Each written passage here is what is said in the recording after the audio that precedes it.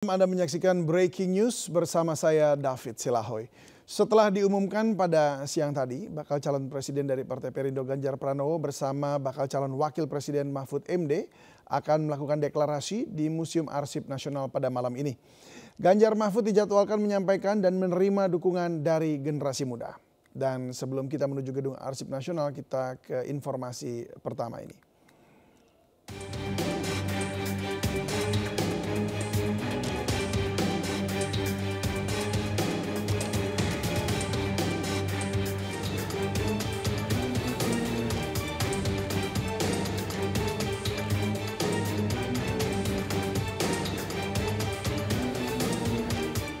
Menteri Koordinator Bidang Politik, Hukum, dan Keamanan Mahfud MD diputuskan menjadi bakal cawapres dari Capres Ganjar Pranowo. Keputusan tersebut disampaikan langsung oleh Ketua Umum PDIP Megawati Soekarno Putri.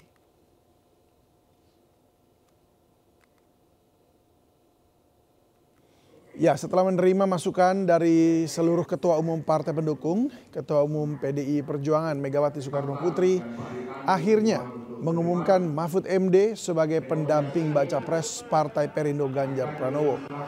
Pengumuman cawapres ini pun turut dihadiri Baca Pres Partai Perindo Ganjar Pranowo, Ketua Umum Partai Perindo Haritanu Sudibyo, Ketua Umum P3 Mardiono, dan Ketua Umum Hanura Usman Sabtaodang.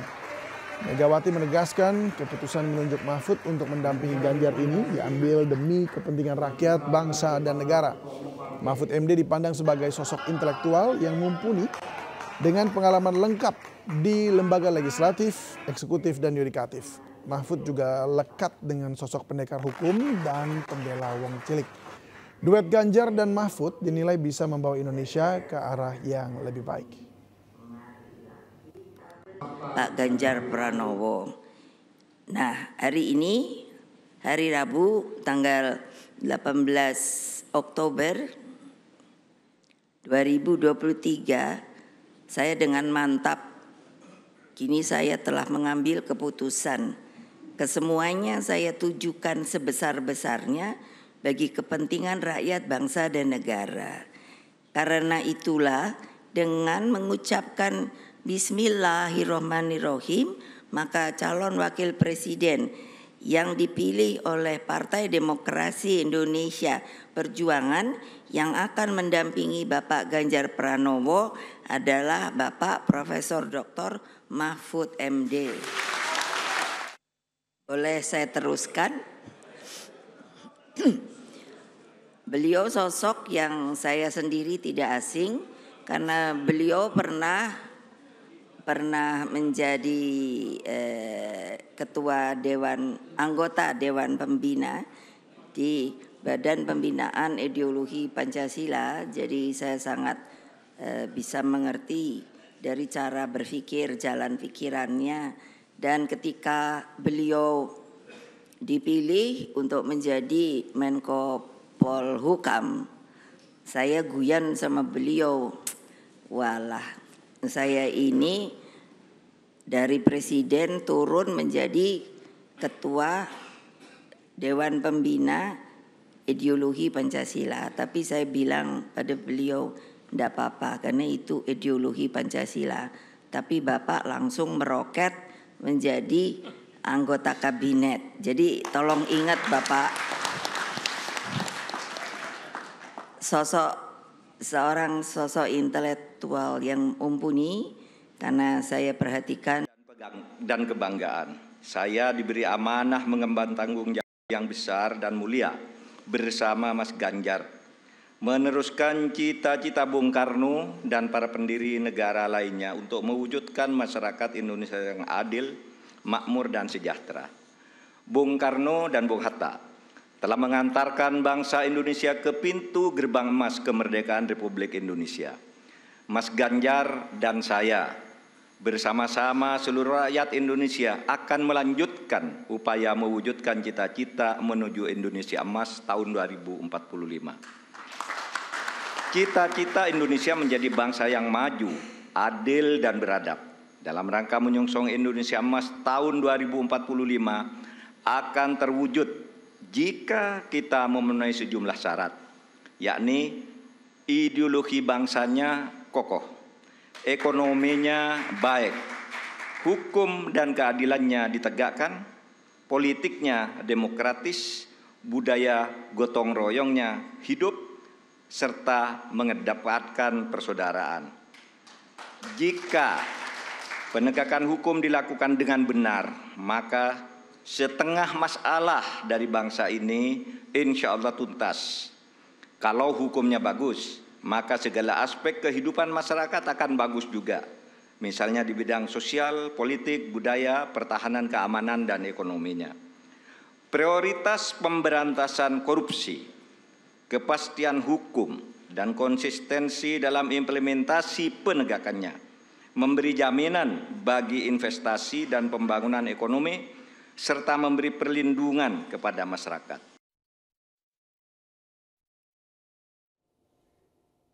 Sekalian, karena mendapatkan amanah untuk berjuang bersama rakyat sebagai calon presiden dan calon wakil presiden.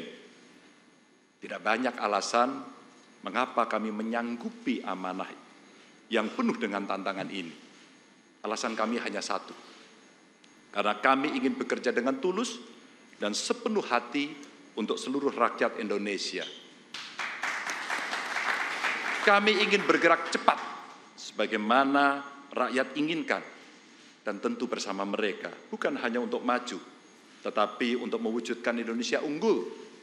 Kami ingin Indonesia unggul dengan kehidupan yang sejahtera dan bermartabat bagi rakyat.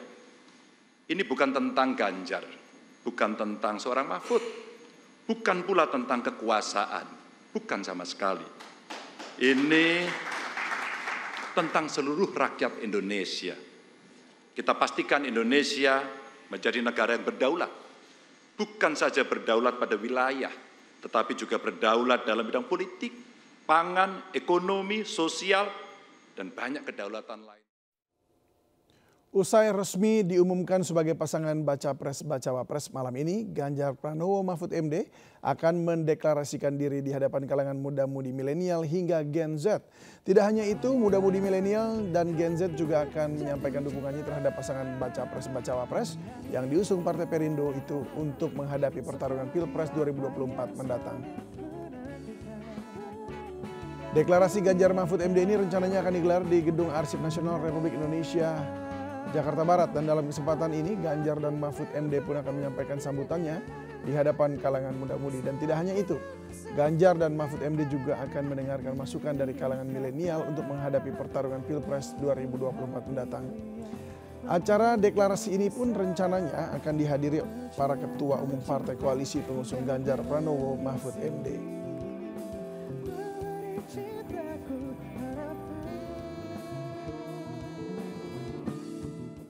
Ya, seperti apa suasana jelang deklarasi Baca Pres Partai Perindo Ganjar Pranowo dan Bacawa Pres Mahfud MD di Gedung Arsip Nasional Jakarta?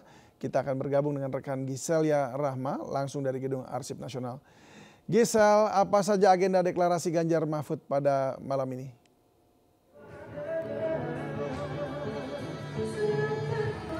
Ya, selamat malam David dan juga pemirsa. Pada malam hari ini pasangan Capres-Cawapres Ganjar Pranowo dan juga Mahfud MD akan menghadiri deklarasi dan juga penerimaan dukungan dari generasi muda tokoh milenial di Gedung Arsip Nasional Jakarta Pusat. Dan dari pantauan kami saat ini terlihat di belakang saya sudah sangat ramai dan dipenuhi oleh para kaum milenial, mulai dari kaum Gen Z, Gen Y hingga tokoh-tokoh kaum muda lainnya. Dan pemirsa, saat ini saya sudah bersama dengan Pangeran Siahaan selaku Ketua Langkah Anak Muda Republik Indonesia. Halo Mas, selamat malam. Halo, malam Mbak. Mas, hadir malam ini di deklarasi Ganjar Mahfud. Apa alasan mendukung Ganjar Mahfud? Saya merasa bahwa senang sekali ya hari ini akhirnya pasangan Ganjar Mahfud bisa dideklarasikan, dan kenapa harus Ganjar Mahfud?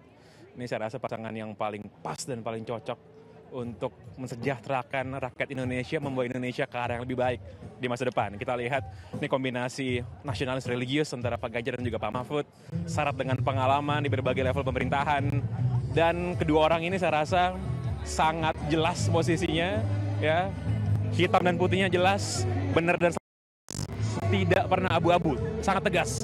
Jadi saya sangat senang sekali Ganjar Mahfud hari ini dideklarasikan. Oke, kalau untuk pasangan ini apa sih yang menarik dari pasangan ini daripada yang lainnya? Ya, ini bagaimana kombinasi yang sebenarnya saling mengisi ya, saling melengkapi. Jadi saya sudah sempat mention bagaimana Ganjar Mahfud ini kombinasi nasionalis religius, juga Pak Ganjar berpengalaman sebagai anggota parlemen legislatif, 2 periode menjadi gubernur Jawa Tengah, Pak Mahfud juga berpengalaman di pemerintahan sebagai menteri, anggota parlemen juga. Dan kalau kita lihat dan ketua MK juga jangan dilupakan juga. Dan kita tahu bagaimana tantangan Indonesia ke depan ini kan sebenarnya makin berat. Jadi kita membutuhkan pemimpin yang mengerti bagaimana perjuangan dan penderitaan rakyat yang lahir juga dari masyarakat dan tahu bagaimana disejahterakan. Jadi saya rasa Ganjar Mahfud memang yang paling pas sih. Oke, nah salah satu kegiatan ini kan nanti ada yang namanya sesi mendengar Mahfud Ganjar dengan aspirasi tokoh muda. Nah apa yang Mas harapkan dengan adanya sesi aspirasi tokoh muda ini? Ya kalau kita lihat kan sebenarnya tantangan zaman ini semakin dan juga berubah-ubah ya. Setiap generasi itu challenge-nya berbeda. Mungkin generasi sebelumnya tahun 90-an, 2000 dengan sekarang mungkin berbeda sekali. Nah kita perlu mendengar sebenarnya apa sih yang menjadi kebutuhan dari generasi muda sekarang. Apakah itu menyangkut soal kesejahteraan, menyangkut soal penyediaan lapangan pekerjaan, atau soal perumahan, atau bahkan soal hal-hal yang seperti kesehatan mental misalnya. Nah kita perlu tidak hanya menyampaikan, tapi juga mendengar bagaimana keluh kesah daripada generasi muda ini. Oke, terakhir nih Mas, apa sih harapan Mas terhadap adanya deklarasi Ganjar Mahfud dengan kaum muda ini? Ya, harapan kita adalah generasi muda Indonesia bisa melihat bagaimana pasangan kombinasi Ganjar dan Mahfud ini adalah pasangan yang paling mengerti sebenarnya apa yang dibutuhkan dan apa yang diinginkan oleh generasi muda Indonesia. Jadi kalau kita lihat Ganjar Mahfud, anak muda harusnya semua mendukung. Oke, terima kasih Mas Pangeran. Ya, pemirsa itu tadi perbincangan kami dengan Pangeran Siaan, salah satu tokoh muda milenial yang datang dan juga hadir di deklarasi Ganjar Mahfud pada malam hari ini. Dan pemirsa seperti diketahui bahwa sebelumnya Mahfud MD ini telah ditetapkan sebagai pendamping Ganjar pada pemilihan presiden 2024 mendatang. Dan adapun beberapa alasan Mahfud ini dipilih sebagai pendamping Ganjar, yaitu Mahfud ini merupakan sosok intelektual yang mumpuni dan penuh dengan pengetahuan dan juga pengalaman yang luas di bidang legislatif, eksekutif hingga yudikatif. Selain itu Mahfud juga dikenal sebagai pendekar hukum dan juga pembela wong cilik. Dan pemirsa selanjutnya mari kita nantikan sama-sama keseruan bagaimana interaksi antara Ganjar Pranowo, Mahfud MD beserta para tokoh muda milenial malam hari ini. Sementara itu kembali ke Anda. Ya Gisel, siapa saja yang sudah hadir? Apakah para ketua umum sudah hadir di sana?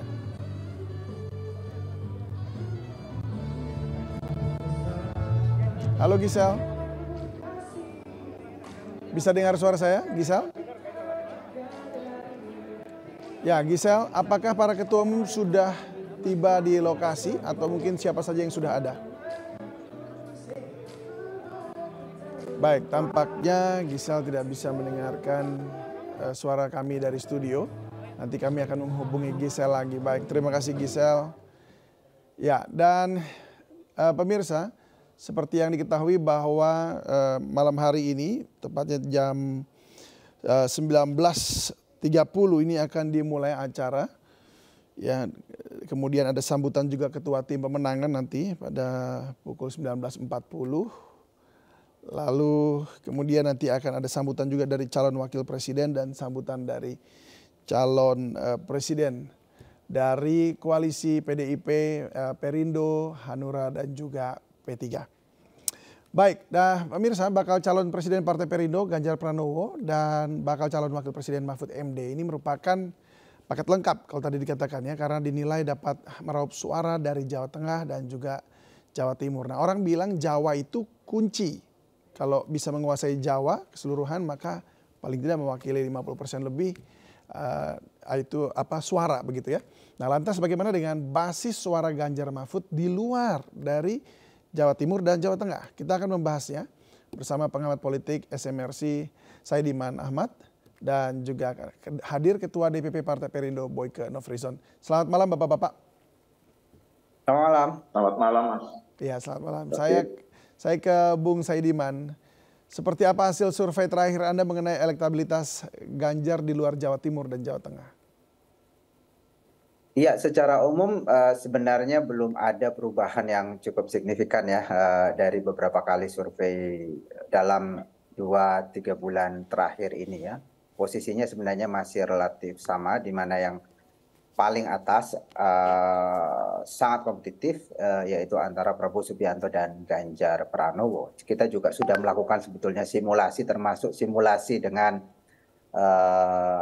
memasangkan Ganjar Pranowo dengan Mahfud MD, dan kita lihat ya secara konsisten pasangan Ganjar Pranowo dengan Mahfud MD melawan misalnya Prabowo Subianto dengan Erick Thohir dan Anies Baswedan Muhaimin Iskandar ya, urutannya kalau kita lihat secara umum urutan teratas itu masih sangat bersaing dengan sangat ketat antara Prabowo Subianto dengan Ganjar Pranowo. Kalau bagaimana dengan di luar Jawa misalnya, ini sebenarnya di luar Jawa juga arena pertarungan yang cukup menarik karena ada wilayah tertentu yang memang dikuasai oleh Prabowo Subianto, tetapi juga ada wilayah-wilayah yang dikuasai oleh Ganjar Pranowo. Wilayah-wilayah yang dikuasai Ganjar Pranowo misalnya seperti Sulawesi Utara, kemudian NTT, dan wilayah-wilayah yang basisnya itu bukan didominasi oleh penduduk mayoritas Muslim.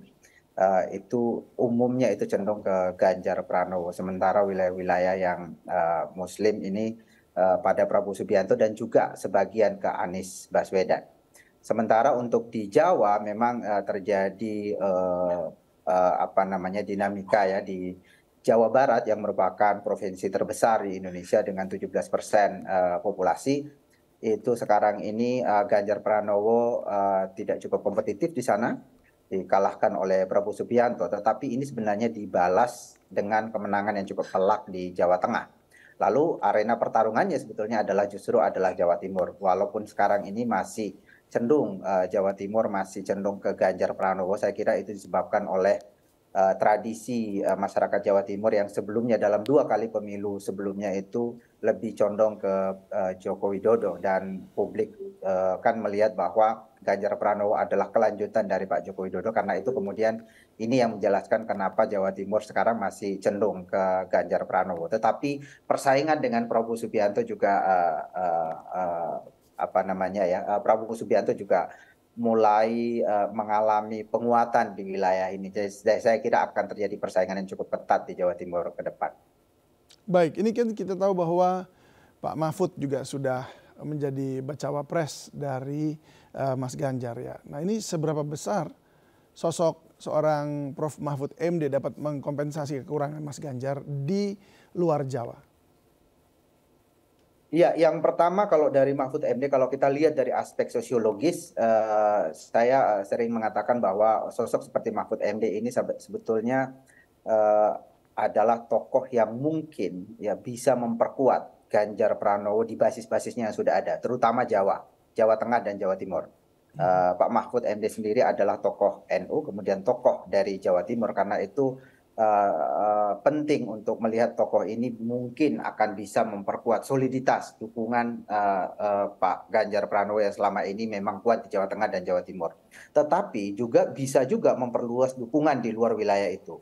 Kenapa? Karena ada aspek penting dari sosok Mahfud MD, yaitu kualitas personal yang dipersepsi sebagai tokoh yang berintegritas dan punya pengalaman di pemerintahan yang sangat baik gitu.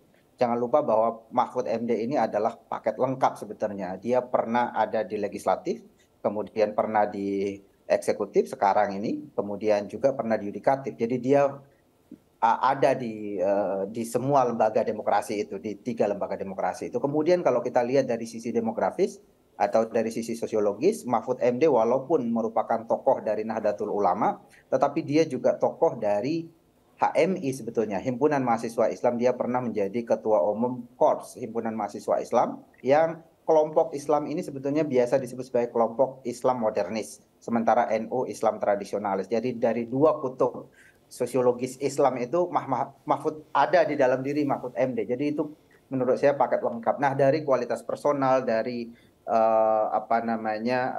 posisi sosiologis Mahfud MD, kemudian dari sisi rekam jejak di pemerintahan, di legislatif, di yudikatif dan eksekutif, saya kira kehadiran Mahfud MD ini bisa memperkuat image kualitas personal pada Ganjar Pranowo, sehingga saya kira karena ini menyangkut kualitas personal ini, saya kira bisa menjadi modal politik yang sangat besar buat Ganjar Pranowo untuk melakukan sosialisasi di luar basisnya, basis tradisionalnya selama ini. Katakanlah di luar Jawa gitu, di Sumatera atau di sebagian wilayah Sulawesi. Baik, saya ke Pak Boyke. Pak Boyke, ini apa alasan yang paling kuat menurut pandangan Anda ya dipilihnya Pak Mahfud MD ini sebagai bacawa pres dari Mas Ganjar? Ya, kalau kita pikir sama-sama sudah tahu ya Mas ya jawabannya, bahwa yang disampaikan tadi, Pak Mahfud ini paket lengkap. Jadi segala-galanya ada di dalam tubuh. Kapasitas Pak Mahfud tentu sebagai seorang politisi, sebagai seorang eksekutif, sebagai seorang cendekiawan, itu semuanya ada di dalam tubuh Pak Mahfud. Dan kedua selanjutnya, Pak Mahfud ini sebagai tokoh yang benar-benar selalu ada di garis depan soal memperjuangkan prinsip-prinsip keislaman. Karena kenapa? Pak Mahfud berasal dari Pulau Madura, yang notabene adalah keluarga besar dari Nahdlatul Ulama. Nah, kedekatan Pak Mahfud MD terhadap Nahdlatul Ulama itu bagian dari rumah besar beliau, karena beliau berasal dari Jawa Timur. Lalu bicara yang lain, kita tidak pernah lepas bahwa Mahfud MD ini seorang profesor ahli hukum tata negara, Mas. Jarang sekali ahli hukum tata negara yang sangat kompleksitas, yang memahami tentang rambu-rambu hukum yang ada di negeri ini, itu dimiliki oleh Pak Mahfud MD. Sehingga kapasitas Pak Mahfud MD benar-benar dianggap paket yang sangat lengkap. Lalu poin selanjutnya, selama Pak Mahfud menjadi dan pernah menjabat sebagai eksekutif, menjadi legislatif maupun yudikatif, alhamdulillah sepak terjang beliau, rekam jejak beliau, napak tilas beliau tidak pernah terperspektifkan bahwa beliau itu pernah menjalani proses yang sangat tidak diharapkan, yaitu bermasalah dengan hukum ketika beliau menjabat menjadi pejabat negara. Nah, rekam jejak beliau yang bersih ini, karena beliau mengerti dan memahami tentang moralitas politik, beliau memahami dan mengerti tentang tanggung jawab dan amanah politik yang diemban beliau sebagai pejabat negara. Nah, di samping lagi bahwa komunikasi beliau dengan kelompok-kelompok Muslim tentunya itu sangat kuat dan sangat kental. Mas Ganjar adalah kelompok nasionalis, Pak Mahfud adalah kelompok agamais. Nah, perpaduan antara agamais ini ada di tubuh Mas Ganjar dan di tubuh Pak Mahfud. Nah, kalau kita bicara Jawa Timur, kenapa akhirnya pilihannya ada di tangan atau dipilih sama Mahfud MD? Karena kita sama-sama tahu bahwa pergeseran politik nasional itu saat ini ada di Jawa Timur. Jawa Timur itu memiliki satu tradisi yang sangat kental dan tidak dimiliki oleh daerah lain. Kenapa? Karena kekuatan politik Jawa Timur itu kekuatan politik kedaerahan, kekuatan politik kultural yang sangat luar biasa. Karena di situ notabene kurang lebih 85% sampai 90% adalah Nahdliyin. Nah, Nahdliyin ini kalau kita lihat bahwa mereka tuh memilih pilihan mereka terhadap calon-calon yang dianggap dekat dengan mereka, terhadap calon-calon yang dianggap kesukaan sama dengan mereka. Bukan kita beranggap bahwa ini sukuisme, bukan. Tetapi Indonesia itu hampir 60% sampai 70% ini dikuasai oleh Pulau Jawa. Nah, Jawa Timur ini adalah kekuatan politik terbesar nomor 2 di Indonesia. Dan hari ini ada anggapan-anggapan yang disebar di berbagai macam media bahwa pertarungan politik nasional bergeser ke Jawa Timur. Itu kita bisa kayak saya katakan iya. Karena kenapa? Karena pada tahun 2019 kemarin, partisipasi pemilih yang paling besar itu ada di Provinsi Jawa Timur. Nah, kemungkinan besar partisipasi pemilih di tahun 2024 itu ada juga di Jawa Timur. Ditambah lagi kekuatan politik kulturalnya yang sangat kental dan kuat. Karena itu, kedekatan Mahfud MD dengan berbagai macam kelompok dan elemen para saudara-saudara kita yang ada di Nahdliyin itu sangat kental dan kuat sekali. Ditambah lagi, Mahfud MD ini dianggap sebagai seorang yang sangat setia. Kenapa setia? Karena beliau ini termasuk salah satu kadernya almarhum Presiden Gus Dur. Nah, karena itu Mahfud dianggap salah satu pilihan yang tepat. Kalau kita melihat bahwa kita bicara bahwa almarhum Gus Dur memiliki pengikut sangat luar biasa, iya. Karena kenapa? Almarhum Gus Dur adalah cucu dari pendiri Nahdlatul Ulama.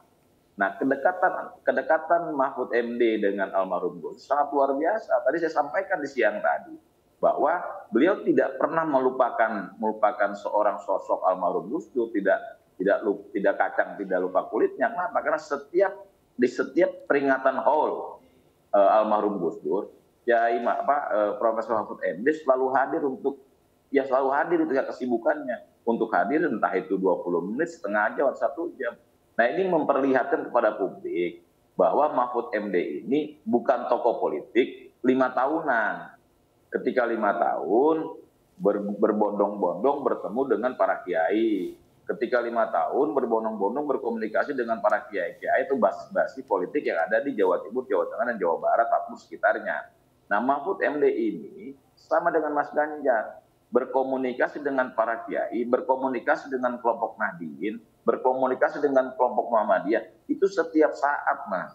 Sehingga jalan beliau sebagai seorang politisi pada saat beliau pernah menjadi parlemen, sama seperti Mas Ganjar, itu sangat mulus. Karena beliau didukung oleh masyarakat setempat. Ketika beliau menjadi eksekutif, itu juga sama. Menjalankan amanah jabatan dengan sangat baik. Begitu juga ketika beliau menjadi ketua Mahkamah Konstitusi, juga sama. Menjalankan amanah sebagai ketua Mahkamah Konstitusi dengan baik. Dan ciri khas Pak Mahfud ini adalah pekerja keras. Dan beliau selalu menjalankan amanah dengan baik. Mungkin dari segala yang tadi saya sampaikan, ditambah lagi komunikasi Pak Mahfud dengan berbagai pihak yang ada di luar Jawa sangat luar biasa. Kenapa? Beliau ini adalah guru besar. Guru besar ini memiliki para siswa yang tersebar di seluruh Indonesia. Beliau ini sebagai profesor ilmu hukum tata negara. Tentunya murid-murid beliau, mahasiswa beliau itu sangat banyak tersebar di Indonesia. Dan komunikasi beliau sangat baik. Nah, tentunya ini merupakan hal baik yang dimiliki oleh Mahfud MD sebagai seorang politisi hari ini.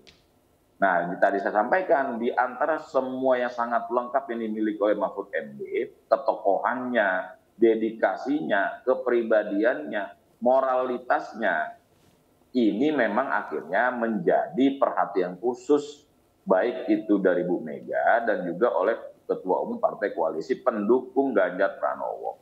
Sehingga dijatuhkanlah pilihan di antara beberapa calon, sehingga dijatuhkanlah pilihan kepada Mahfud MD. Karena kenapa? Dengan segala macam kapasitasnya, dengan segala macam yang pernah beliau alami, pengalaman sangat luar biasa, itu beliau miliki.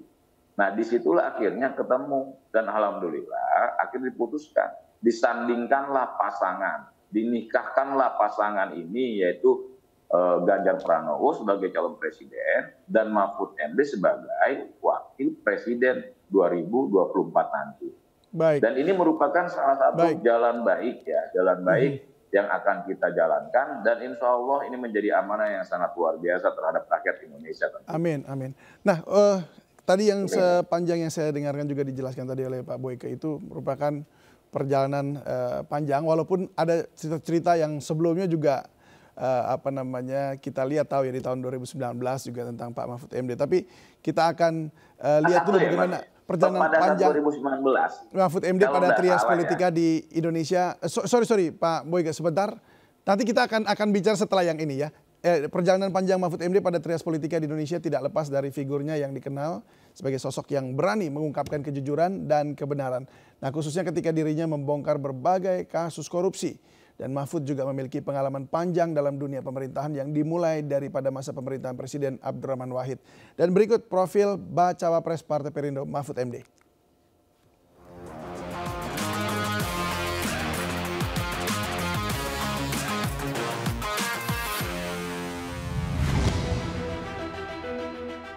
Muhammad Mahfud MD lahir 13 Mei 1957 di Sampang, Madura, Jawa Timur. Mahfud menikah dengan Zaizatun Nihayati dan dikaruniai 3 anak, yakni Dr. M. Ikhwan Zain, Dr. Vina Amalia, dan Royhan Akbar SH MCL. Mahfud MD menempuh pendidikan dasar dan menengah di Pamekasan, Madura. Bersekolah di SD Negeri Waru, sembari mondok di pesantren Al-Mardiyah. Kemudian melanjutkan ke Sekolah Pendidikan Guru Agama Negeri Pamekasan. Setelah itu, Mahfud melanjutkan pendidikan di Yogyakarta, menyelesaikan Sekolah Pendidikan Hakim Islam Negeri, kemudian menempuh pendidikan sarjana di Fakultas Hukum Universitas Islam Indonesia, jurusan Hukum Tata Negara, dan Fakultas Sastra dan Budaya Universitas Gadjah Mada, jurusan Sastra Arab. Mahfud meraih Magister Ilmu Politik dan Doktor Ilmu Hukum Tata Negara dari UGM. Mahfud MD mengawali karir sebagai dosen di alma maternya UII Yogyakarta. Menjadi dosen Fakultas Hukum sejak 1984 dan diangkat menjadi guru besar bidang hukum tata negara pada usia 41 tahun. Sebagai profesor hukum tata negara, Mahfud MD aktif mengajar pada 18 universitas di berbagai daerah di Indonesia. Mahfud telah menerbitkan banyak buku serta aktif menulis kolom di berbagai media massa. Mahfud pernah mengemban beberapa jabatan strategis lengkap di 3 pilar: eksekutif, legislatif, dan yudikatif. Pada tahun 2000, Presiden Abdurrahman Wahid melantiknya sebagai Menteri Pertahanan dan kemudian sebagai Menteri Kehakiman dan HAM di Kabinet Persatuan Nasional. Setelah era Presiden Wahid, Mahfud menjadi anggota Dewan Perwakilan Rakyat dari fraksi PKB. Setelah berkiprah di DPR, Mahfud MD terpilih sebagai Hakim Konstitusi periode 2008-2013 dan menjadi Ketua Mahkamah Konstitusi hingga 2013. Mahfud kemudian diangkat Presiden menjadi anggota Dewan Pengarah BPIP. Saat ini, sejak 2019, Mahfud dipercaya oleh Presiden Joko Widodo mengemban amanah sebagai Menteri Koordinator Bidang Politik Hukum dan Keamanan. Mahfud adalah Menko Polhukam pertama dari kalangan sipil. Di sela kesibukannya sebagai akademisi dan pejabat negara, Mahfud MD giat di berbagai organisasi kemasyarakatan. Pernah menjadi Ketua Dewan Kehormatan Ikatan Sarjana Nahdlatul Ulama ISNU, Mustasyar di Majelis Permusyawaratan Pengasuh Pesantren se-Indonesia MP3I, Ketua Dewan Penasehat Ikatan Keluarga Alumni Universitas Islam Indonesia, Ketua Dewan Pakar Keluarga Alumni Universitas Gadjah Mada. Pernah menjadi Koordinator Presidium Majelis Nasional Korps Alumni Himpunan Mahasiswa Islam atau KAHMI, serta pernah menjadi Ketua Asosiasi Pengajar Hukum Tata Negara dan Hukum Administrasi Negara. Mahfud yang dikenal sebagai sosok berintegritas mendapat sejumlah gelar kehormatan dari berbagai masyarakat adat. Di antaranya gelar Angku Mojo Sadio dari masyarakat Mage, Sumatera Barat. Kemudian mendapat gelar Karaeng Tojeng yang berarti pembawa kebenaran dari masyarakat Galesong, Sulawesi Selatan. Mahfud juga mendapat kehormatan sebagai anak adat dari warga suku Marori Menggei, Merauke, Papua dengan nama Muhammad Mahfud Dongguol Kaise. Ya, kalau kita lihat profil Profesor Mahfud MD ini luar biasa panjang dan banyak sekali. Bahkan mendapat gelar adat juga seperti itu. Ada di mana-mana, artinya tidak hanya di kalangan Muslim saja, tapi juga di agama lain juga sangat diterima. Nah, saya mau ke Bung Saidiman dulu sebelum saya kembali ke Pak Boy, ke Bung Saidiman. Ini kalau secara survei nasional dengan simulasi cawapresnya adalah Pak Mahfud MD, seberapa besar elektabilitas yang kemudian bisa diraih oleh koalisi ini? Kalau Kalau kita lihat survei sekarang secara nasional memang ya itu tadi yang saya katakan bahwa suara Pak Ganjar Pranowo ini dipasangkan dengan tokoh-tokoh yang ada termasuk dengan Mahfud MD itu sekitar 30-35% ya, dan fluktuatif di sekitar angka itu dan masih sangat kompetitif di atas bersaing dengan Prabowo Subianto. Tapi itu tadi saya melihat bahwa dengan ditetapkannya Mahfud MD sebagai pendamping Ganjar Pranowo ini saya kira akan memberi poin yang positif bagi Ganjar Pranowo. Sejauh ini kan kalau kita lihat dari sisi pemilih masih ada sekitar 30-an% yang sebenarnya masih bisa berpindah dari satu pasangan atau dari satu calon ke calon yang lain. Itu yang kita sebut sebagai swing voters. Kemudian ditambah dengan undecided voters sekitar 10%, itu artinya masih ada sekitar 40% pemilih yang mungkin menjadi lahan pertarungan para capres ini. Karena itu kemudian aspek-aspek yang terkait dengan kualitas personal itu saya kira akan sangat dipertimbangkan oleh publik untuk kemudian membuat diferensiasi antara satu calon dengan calon yang lain. Saya melihat kehadiran Pak Mahfud MD ini sangat penting karena ia memiliki kualitas personal tadi sangat kuat dari sisi integritas gitu ya, melalui tadi rekam jejaknya di pemerintahan maupun di yudikatif juga di legislatif sebelumnya. Karena itu kemudian kalau kita lihat secara keseluruhan kan di dalam berbagai survei kita menemukan bahwa salah satu lembaga politik demokratis yang paling approval ratingnya dari publik itu sangat rendah atau dibanding dengan lembaga-lembaga yang lain kan adalah partai politik atau mereka yang ada di dalam partai politik. Karena itu kemudian kehadiran Mahfud MD mungkin ini menjadi pembeda bagi pasangan yang lain. Kalau pasangan yang lain kan murni mungkin yang bertarung adalah ketua umum partai politik atau entah dia menjadi capres atau menjadi cawapresnya. Tetapi pada pasangan Ganjar Pranowo ini kita lihat tidak ada satupun di antara mereka yang ketua umum partai politik. Ini benar-benar murni dipilih karena ada aspek kualitas personal dan penerimaan publik yang dinilai penting ya dari partai-partai pengusungnya. Pada Ganjar Pranowo kita lihat bahwa salah satu kekuatan utama Ganjar Pranowo adalah dia dipersepsi dekat dengan publik. Jadi di dalam survei-survei yang kita lakukan, publik itu menilai ada dua kualitas personal yang paling penting. Yang pertama adalah dekat dengan rakyat, kemudian yang kedua integritas. Nah, Ganjar Pranowo mewakili sosok yang dinilai dekat dengan publik. Saya kira itu yang menjadi alasan kenapa Ganjar Pranowo kemudian diusung sebagai capres. Padahal dia bukan elit utama partai politik. Yang kedua, aspek integritas saya kira kita bisa temukan pada sosok Mahfud MD. Kalau kita lihat tadi bagaimana Megawati Soekarno Putri berpidato, dan saya kira penekanan utama dari pidato Ibu Mega tadi adalah banyak menyinggung soal aspek integritas itu. Dia bicara tentang bahwa sosok pemimpin ke depan itu harus setia pada prinsip misalnya visioner, berprestasi, profesional, selalu bergelora jiwa kemanusiaannya, digerakkan oleh nilai-nilai moral misalnya, atau selalu ada kesatuan antara ucapan dan perbuatan. Itu kan nilai-nilai tadi yang dikemukakan oleh Megawati Soekarno Putri sebelum mengumumkan pencawapresan Mahfud MD. Jadi saya kira memang dari awal alasan PDI Perjuangan, Partai Perindo dan P3 juga Hanura mengusung seorang tokoh yang bukan berasal dari partai politik itu ya karena dia punya kualitas personal seperti tadi, berintegritas itu atau punya kapabilitas, punya rekam jejak yang baik. Dan saya kira ini penting. Jadi ada pembeda antara poros ini dengan pasangan yang lain. Pada Prabowo Subianto ya Prabowo Subianto ketua partai gitu ya. Pada Anies Baswedan ada Caimin misalnya dari ketua partai. Jadi kurang leluasa mereka memilih pendamping atau pasangan di luar dari alasan karena ia adalah pemilik partai politik. Sementara pada Ganjar dan Mahfud ini agak beda alasannya bagaimana kedua pasangan ini, kedua tokoh ini muncul sebagai pasangan capres-cawapres. Baik.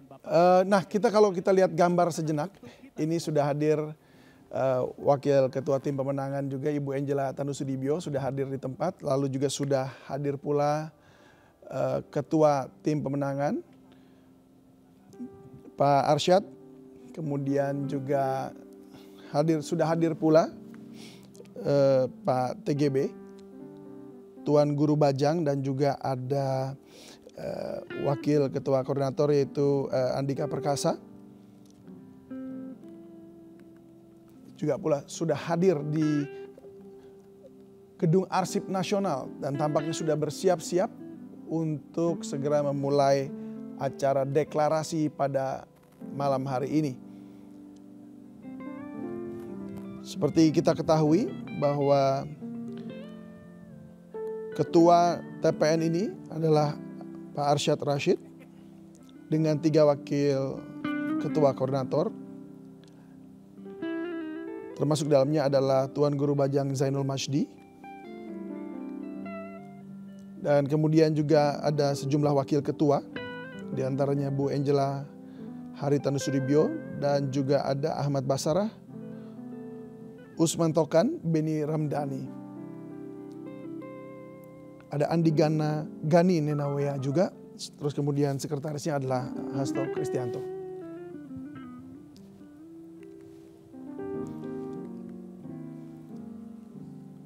Ya, dan pemirsa, usai resmi diumumkan sebagai pasangan baca pres malam ini, Ganjar Pranowo Mahfud MD akan mendeklarasikan diri di hadapan kalangan muda-mudi milenial hingga Gen Z. Ya, tidak hanya itu, muda-mudi milenial hingga Gen Z juga akan menyampaikan dukungan terhadap pasangan bacawa pres yang diusung Partai Perindo untuk menghadapi pertarungan Pilpres 2024 mendatang. Dan tampak juga wakil ketua dari tim pemenangan nasional, Ibu Angela Haritanu-Sudibyo yang juga sudah hadir dan sambil santai berfoto, ditemani dengan beberapa rekan-rekan media dan juga tim dari pemenangan nasional Ganjar Pranowo dan Mahfud MD.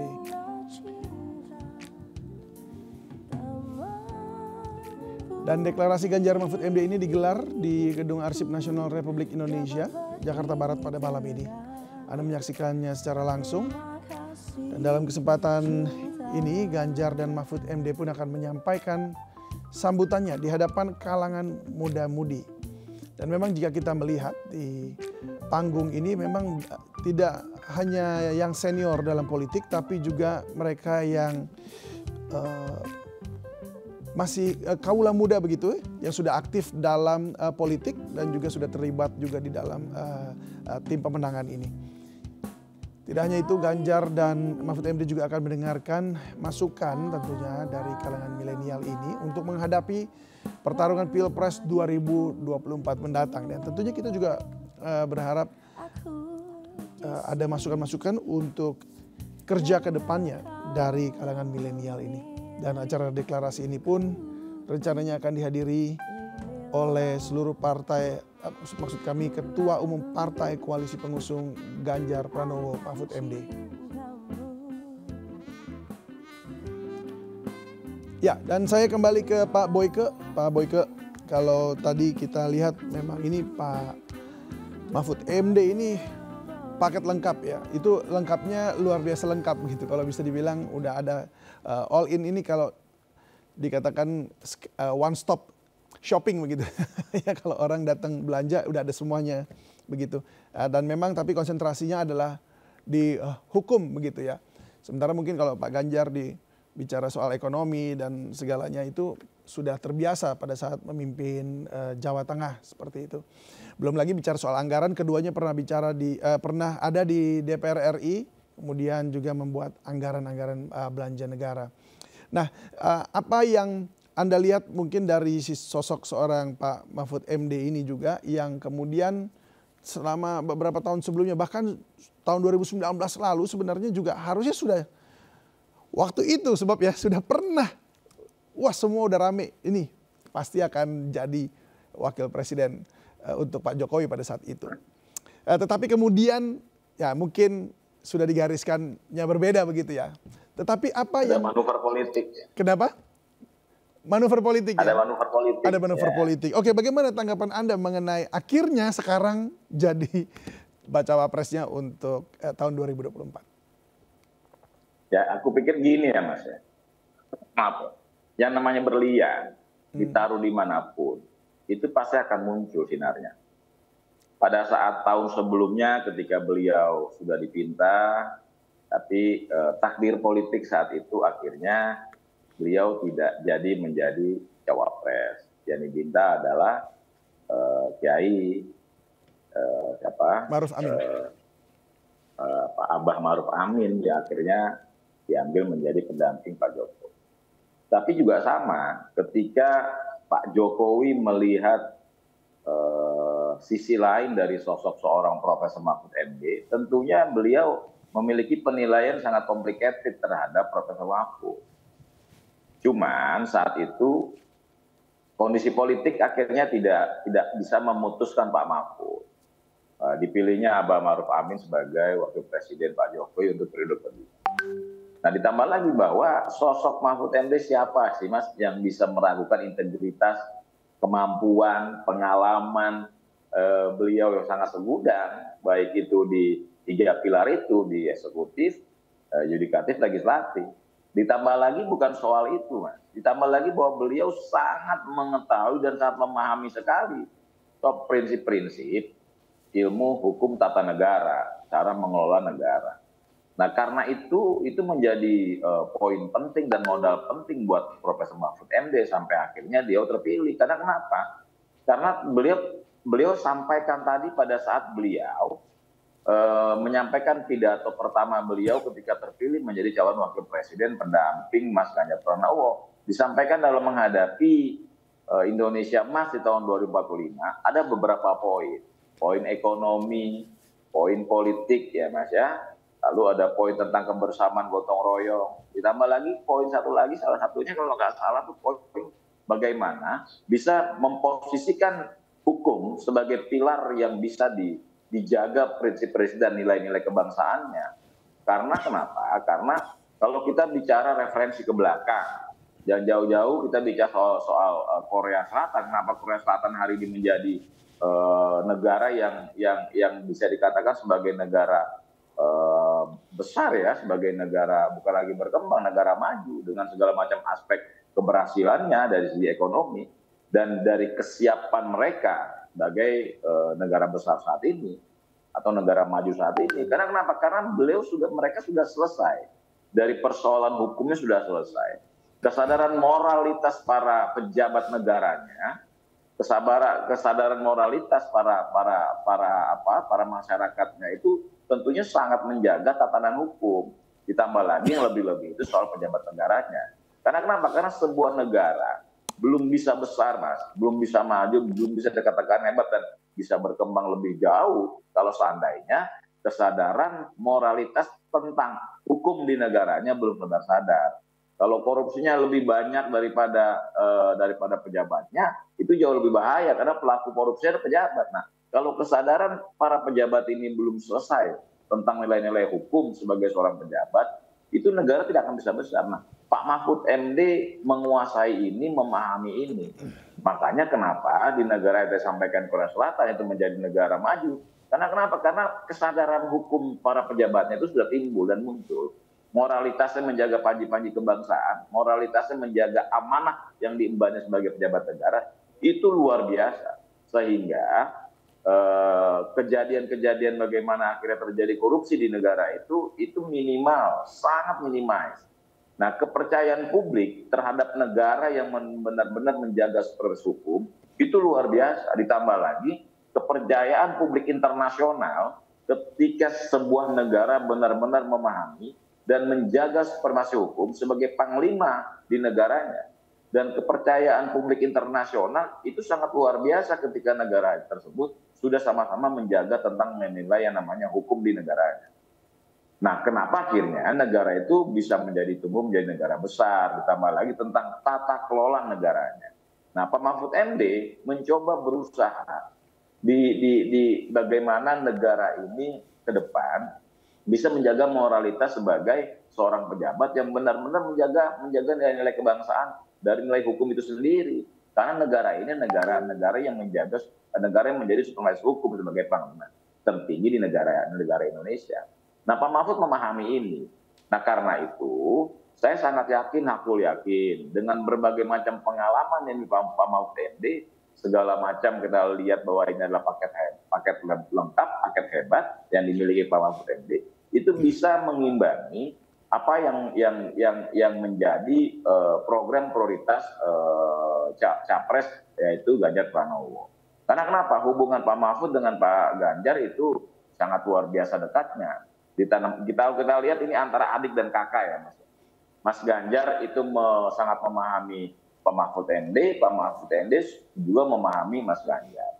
Nah, dua kekuatan ini, kalau kita bilang bahwa Mas Ganjar mewakili nasionalis, partainya nasionalis, gitu loh. Kalau Mas Ganjarnya nasionalis plus Islamisme. Kenapa? Karena Islam Mas Ganjar kuat sekali. Tapi kita anggap Mas Ganjar mewakili nasionalis yang notabene adalah calon presiden yang dianggap usianya paling muda di antara calon-calon lainnya. Nah, Pak Mahfud MD itu mewakili calon wakil presiden, mewakili orang tua di usia-usia 45 tahun ke atas atau 50 tahun ke atas. Nah, ini paketnya sangat luar biasa. Di satu sisi yang satu memahami tentang bagaimana pernah menjadi kepala daerah, bagaimana mengelola satu provinsi yang besar, nomor 3 terbesar di Indonesia. Yang satu sisi calon wakil presidennya terlepas apapun menguasai segala macam bentuk yang namanya dunia eksekutif, dunia legislatif, dan dunia yudikatif. Dan saya anggap ketika dua orang ini bertemu, ini menjadi kekuatan yang insya Allah diharapkan oleh masyarakat Indonesia. Ditambah lagi satu, Mas, saya pernah dengar cerita dari Sekjen PKS Habib PKS itu dulu pernah Habibur Rahman maksudnya. Sama ya, Sekjen PKS. Sekjen bukan Habibur Rahman itu Gerindra. Ini PKS. Bukan, Habibur Rahman itu dari Gerindra. Sekjen PKS sekarang. Kalau tidak salah meminta Mahfud MD Profes untuk menjadi cawapresnya Anies. Kenapa? Karena dari sosok yang namanya Partai Keadilan Sejahtera saja melihat sosok seorang Prof. Mahfud MD itu sangat complicated gitu. Dan akhirnya menolak tawaran dari PKS saat itu. Dan alhamdulillah menerima tawaran dari partai koalisi pendukung Ganjar Pranowo. Dan alhamdulillah ini mungkin dianggap Pak Mahfud adalah jalan terbaik beliau dalam mengabdi terhadap Republik ini, terhadap negeri ini, dan kemampuan yang beliau miliki, baik kemampuan sosialnya, kemampuan intelektualnya, kemampuan cendekiawannya, maupun kemampuan spiritualitasnya, atau agamanya dan moralitasnya bisa dijawantahkan ketika beliau menjadi calon wakil presiden. Ketika Anda tadi men-sounding begitu ya, bahwa sudah ditawarkan oleh Pak Hapsi ya, Sekjen PKS, kemudian untuk kemudian menjadi bacawa presnya Anies Baswedan pada saat itu. Nah, saya mau agak sedikit tarik maksudnya ke titik yang sekarang ini, ketika ditetapkan akhirnya dan disampaikan oleh Bu Megawati Soekarno Putri bahwa Pak Mahfud yang mendampingi Mas Ganjar ini, apakah ini memang sudah dibicarakan lama begitu, atau ini karena dinamika politik yang terakhir-terakhir ini akhirnya last minute juga? Karena gini Mas, kalau sosok yang kemarin muncul ya, ada 3 nama ya. Di situ ada Pak Mahfud, di situ ada Ibu Khofifah, di situ ada Mas Sandiaga Uno. Nah, dari 3 nama ini kan disaring mana yang lebih bukan lebih baik ya, karena dianggap semua baik. Tapi bagaimana memilih yang lebih tepat pada kondisi saat ini. Sehingga akhirnya memutuskan Prof. Mahfud MD untuk mendampingi Mas Ganjar sebagai calon wakil presiden. Nah, tentunya ini merupakan kompromi yang telah dilakukan oleh para ketua umum partai politik yang dinahkodai oleh Ibu Megawati Soekarno Putri sebagai ketua umum partai PDIP Perjuangan. Tetapi semuanya sudah tersampaikan secara baik, terdiskusikan, ternarasikan oleh sesama ketua partai politik, sehingga jalan tengahnya, keputusan terbaiknya, bukan kita anggap adalah Pak Mahfud adalah yang paling terbaik, bukan. Tapi jalan tengah dengan kondisi hari ini, kita memilih yang kita anggap tepat, ya akhirnya memilih Prof. MD untuk mendampingi Mas Ganjar Pranowo. Di satu sisi kita lihat Bu Khofifah juga sangat luar biasa Mas, dengan segala macam yang beliau miliki hari ini. Beliau juga pernah menjadi legislatif, beliau pernah menjadi eksekutif, bahkan hari ini beliau menjadi pernah menjadi legislatif, juga katanya eksekutif. Hari ini beliau menjadi gubernur Jawa Timur, dan itu juga complicated gitu loh. Ditambah Baik. lagi Mas Andi juga sama. Mas Andi memiliki kemampuan karena beliau pernah menjadi calon wakil presiden cawapresnya Pak Prabowo Subianto. Baik. Tapi di antara tiga ini akhirnya pilihannya jatuh kepada Mahfud MD. Baik. Dengan segala macam Pak Boyke, kriteria yang telah dimiliki. tampaknya acara sudah dimulai. Jadi kita akan coba melihat seperti apa acara berjalan di sana untuk deklarasi, dan kita akan ikuti bersama-sama deklarasi baca pres dan bacawa pres dari Partai Perindo ini. Terima kasih Pak Boyke, terima kasih juga Bung Saidiman. Selamat malam dan salam sehat selalu. Selamat malam, terima kasih Mas Boyke. Terima kasih. Assalamualaikum warahmatullahi wabarakatuh. Waalaikumsalam.